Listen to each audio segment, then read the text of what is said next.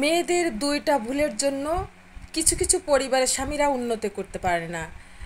আর এই ভুলগুলো আমরা মেয়েরাই করে থাকি।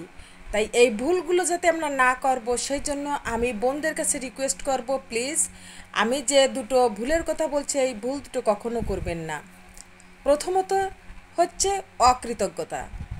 আপনার স্বামী যদি আপনার প্রয়োজন মতো, আপনার পছন্দ মতো কোনো জিনিস কিনে না দিতে পারে, তার সামর্থ্য নাই, তবুও আপনি সেই জিনিসটা চাচ্ছেন, হোক কোনো অনুষ্ঠান, কোনো মেলা বা যে কোনো অনুষ্ঠানের জন্য হয়তো আপনি আবদার করছেন যে আমাকে একটা শাড়ি কিনে দাও, না একটা থ্রি পিস কিনে দাও, আমাকে একটা ব্যাগ কিনে দাও, আমার জুতো লাগবে, আমার এটা ওটা। আসলে মেয়েদের তো চাহিদার শেষ নেই, কিন্তু আপনার স্বামী যদি আপনাকে না দিতে পারে, তখন যদি আপনি আপনার স্বামীকে ছোট করে কথা বলেন বা অপমানজনিত কোনো কথা বলেন, বা দুঃখজনিত কোনো কথা বলেন, তাতে কিন্তু আপনার স্বামীর মনটা একেবারে নষ্ট হয়ে যাবে। তখন আপনার কাছ থেকে আপনার স্বামীর মনটা উঠে যাবে, কারণ আপনার স্বামী মনে করবে আমার সামর্থ্য নাই, আমি পারছি না, তারপরেও আমার স্ত্রীটা আমাকে কিভাবে বলছে।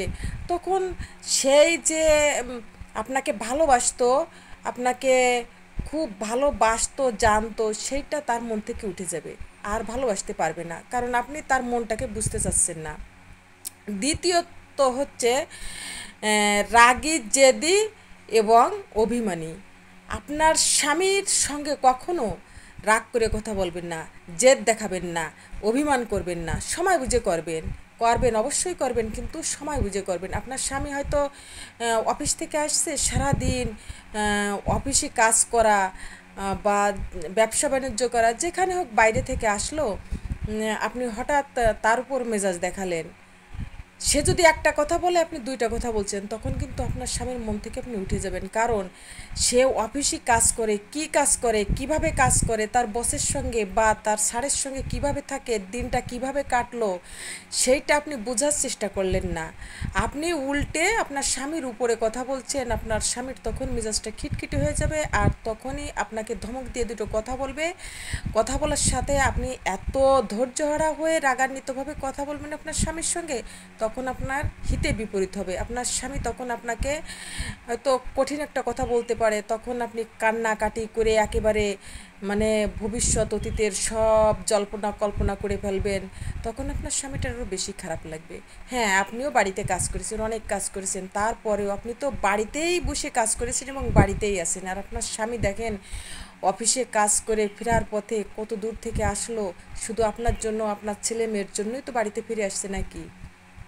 তারপরেও যদি তার কটু কথা শুনতে হয়, তার বউটা উচ্চস্বরে কথা বলে, তখন কিন্তু সে আর সহ্য করতে পারবে না, কারণ সারাদিন পরিশ্রম করে কারদের জন্য, আপনাদের জন্য, বউয়ের জন্য, সংসারের জন্য, ছেলে মেয়ে মা বাবার জন্যই তো পরিশ্রম করে।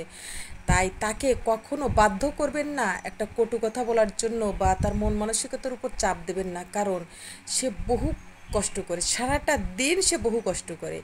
তাই লক্ষ্য রাখবেন তাকে সেবা যত্ন এবং ভক্তি শ্রদ্ধা করার জন্য, যে আমার স্বামীটা সারাটা দিন কষ্ট করে এসেছে, তার পাশে থাকবেন, ভালো দুটো কথা বলবেন, ভক্তি শ্রদ্ধা করবেন, তার যত্ন করবেন, দেখবেন যে সংসারের অশান্তি হবে না। তাই দুটো কথা আপনি অবশ্যই মনে রাখবেন, অকৃতজ্ঞ হবেন না এবং অধৈর্য হবেন না কখনো, তাহলে আপনার সংসারটা সুখের ও সুন্দর হবে।